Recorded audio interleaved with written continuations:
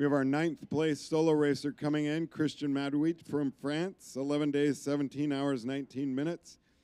He's under Highway 50, should be here in around 10 minutes.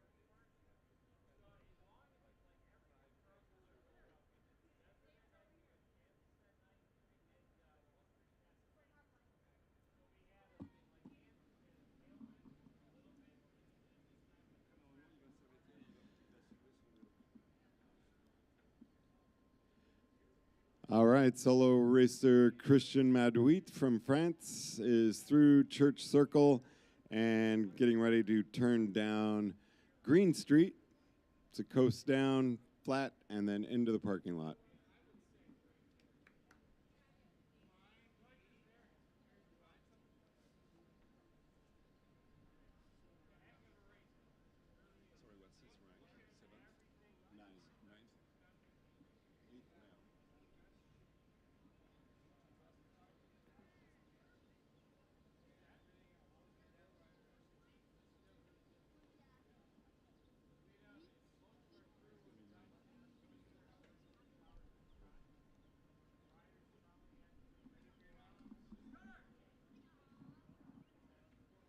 All right, Christian's in the parking lot. Headed this way, less than a minute. Thanks for sticking around, Velociriders.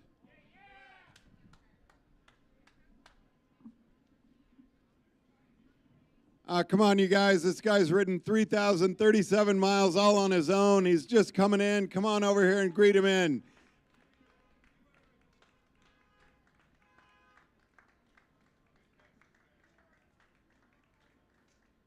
There's his escort vehicle. There's Christian right behind him. 11 days, 17 hours, 19 minutes.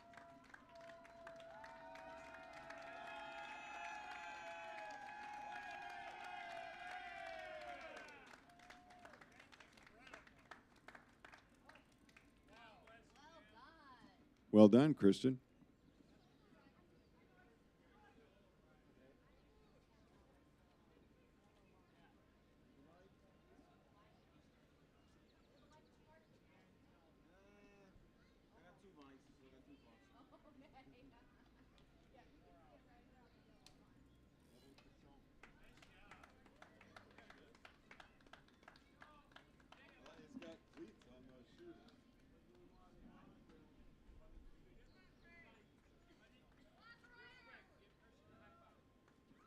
Christian, I like your shoes. Those look comfortable.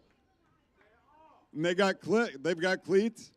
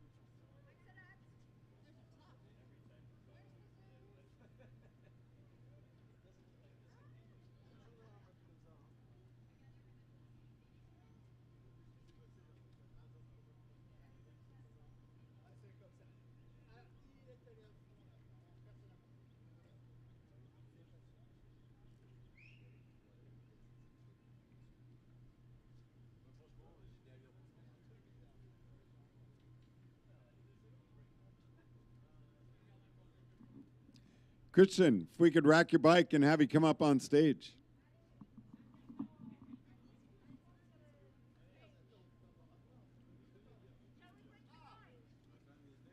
rack it right there.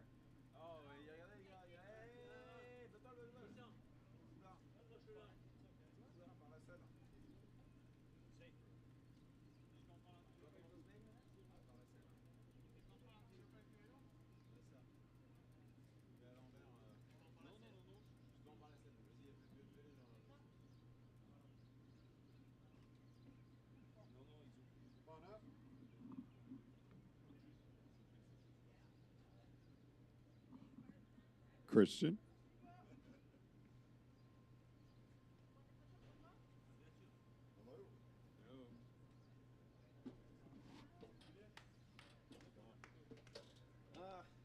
Pretty good. Good. I don't know. I don't know if it would be the word, but great. It would be something different. Come on over here, and so we're gonna have Rick come up and do the metal. Okay. We're gonna bring up your crew. Okay. And then we'll have the crew. You and I will just have a chat. Okay. You'll be seated. I'm just informing my crew. Whatever. Il y a l'organisateur, il va venir nous remettre une médaille. Ensuite, il va y avoir des photos avec vous, et pareil que moi, et puis vous et tout. Et après, je resterai avec le monsieur pour faire un petit blabla, machin. All right, let's give him a big cheer. 11 days, 17 hours. Forgot the minutes. Rick Boethling's here with your finisher's medal.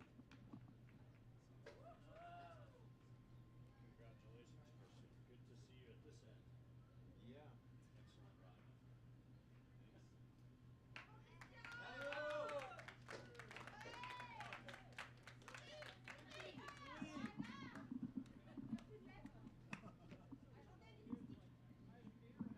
11 days, 17, 19 minutes. There you are.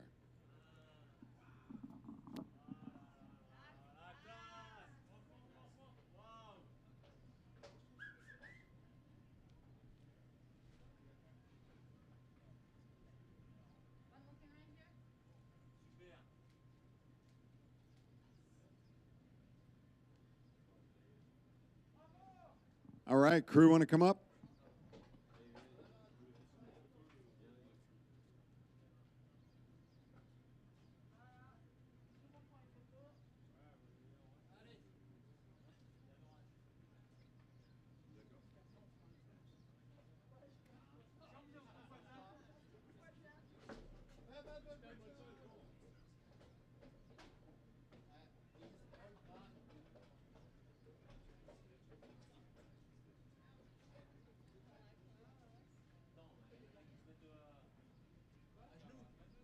Les plus petits à genoux. Ouais.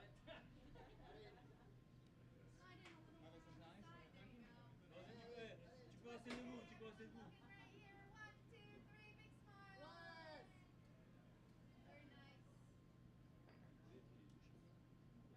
Pourquoi on pue? Ça fait longtemps. Ça fait très longtemps. Funny.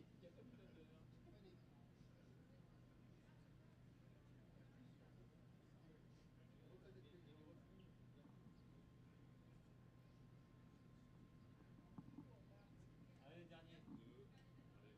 Ah non, là j'ai mal au nez.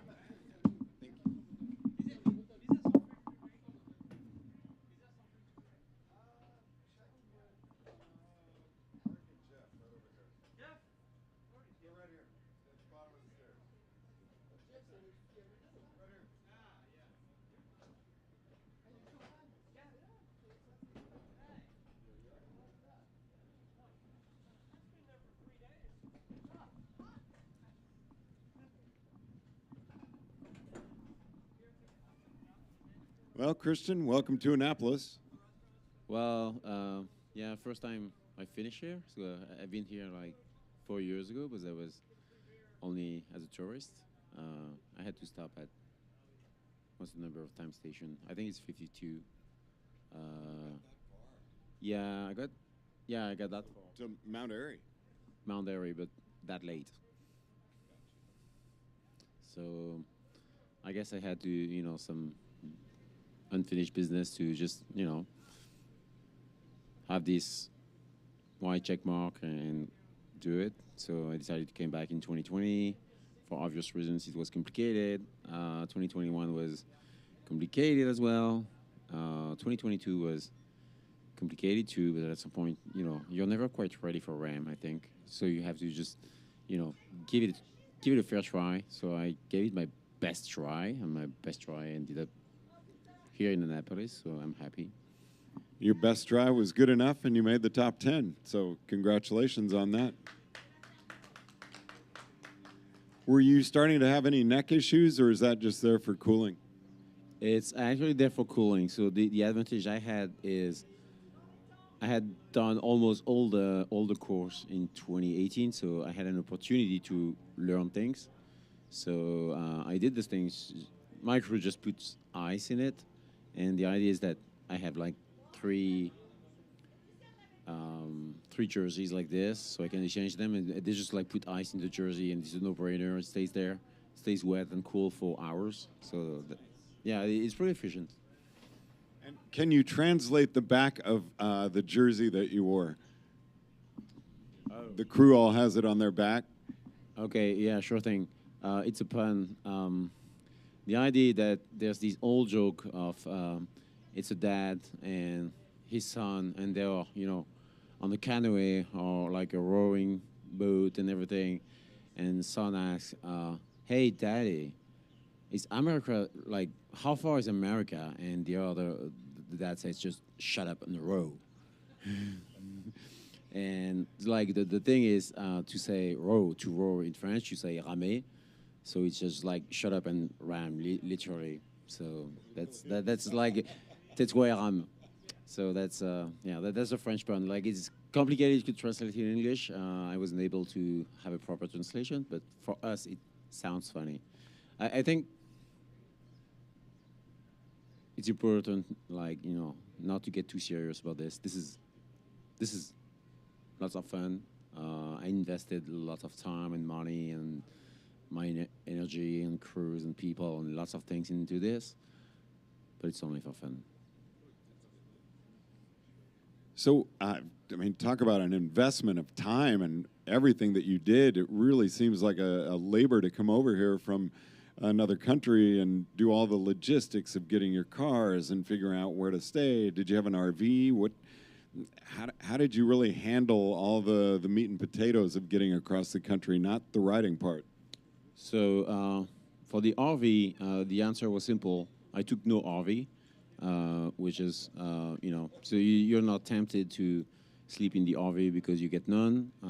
This year I was lucky. It was like the weather was really nice for people like finishing within my time frame. So yeah, there's that. Other than that, I'm pretty happy, sleeping in the car. Like, I found out, you can find motels like pretty easily on the fly if your crew is smart enough. My crew is smart, so it's way cheaper than an RV, and you can find something. And for the rest, I guess I try to keep it simple, like, not too simple, but just as simple as possible. It's just like 6 people crew, which is not that many. I'm not sure you can, yeah, it's like below that gets complicated. Like they don't have enough sleep and gets dangerous, I think. But yeah, I try to keep it simple. And I think that's the best thing. I'm always amazed, like, see like crews with like 10 or 12 people, like how do you mobilize all these people and get them into your project? It's a bit complicated for me. Yeah, I was really impressed when I saw your shoes. I thought, uh-oh, you had foot problems. And then I realized that those have cleats on them. And feet stay pretty comfortable that way? Did you wear those a lot of the way across? So fun fact, I bought this on, what's the time station? Is it like 34? The one with the shop? Oh, no way. So Washington, Missouri. Yeah, exactly. Turns out, indeed, I had feet problems, and I had other shoes. I think I started like 4 pair of shoes. The day before, I was cycling with sandals, clipping sandals as well. My problem was not heating; it was just like under the foot. I had bruises and everything, like cycling problems. And I found these, and they were comfy, and I just gave them a shot. And I think that's possibly one of the best $90 I've ever invested in my whole life. Wow. You really took care of the problem. Can I get a shot of the bottom? Yeah.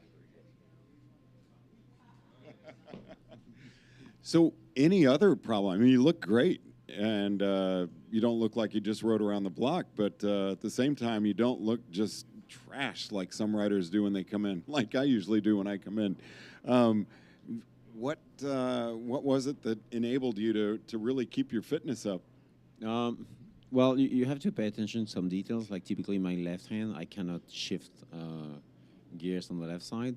So, but I had this trick that usually you do like this to shift up, and I was grabbing the lever the other side and just like doing it this way. At the beginning, I was like worried that I would just like trip over and break and just like do a magnifique cascade figure, call it whatever you want. Turned out it was working. Hopefully my right hand was fine. Other than that, it hurts a bit everywhere, but there's no point in showing up, exposing that. It won't make you faster. So, that's my problem. My crew has other problems. They have logistics problems. They have to, wash things and have like no way to dry stuff and everything. So they manage to have like all my ugly jerseys and whatever like hanging around the cars and everything. That's their problem. That's not my problem. My problem is my body. I take care of it. Like, everyone's minding his own business and things are fine. No saddle sore issues, nothing like that? Well, saddle sores, I wouldn't say I feel that great, but, there's, what can you do about it? You got to just keep going. So, at some point you just sit, take some time, and that's it. So what's your next big adventure after this? So I'm not really a cyclist. My specialty is multi-days events. So I'm more of a runner, actually. I think I only did a race on Ireland and race across America up to 52 4 years ago, and this one. But those are my only 3 ultra cycling races. I think the next thing is doing something I've already done in 2016, which is walk run. It's not really a run, like it's so long that you actually walk a lot. But it's going across the French Pyrenees, which is, it took me 17 days last time I did it. What? Is that the route? No, it's really. That's in the Alps. Yeah, exactly. It's a low-key event in the sense that you get like very little support and they're not that well known, but the experience is amazing. Like you're just like alone in the mountain. You have like sometimes stretches of like 15 hours without seeing anybody, and you're just in the mountain with your backpack and trying to find water, and if you don't have the stuff you need, well, guess what? You're in trouble. Well, I wish you all the best. Congratulations on having a great race this year. You did phenomenally well, and for having such a great crew and very supportive of you. So thanks very much for being here, Christian.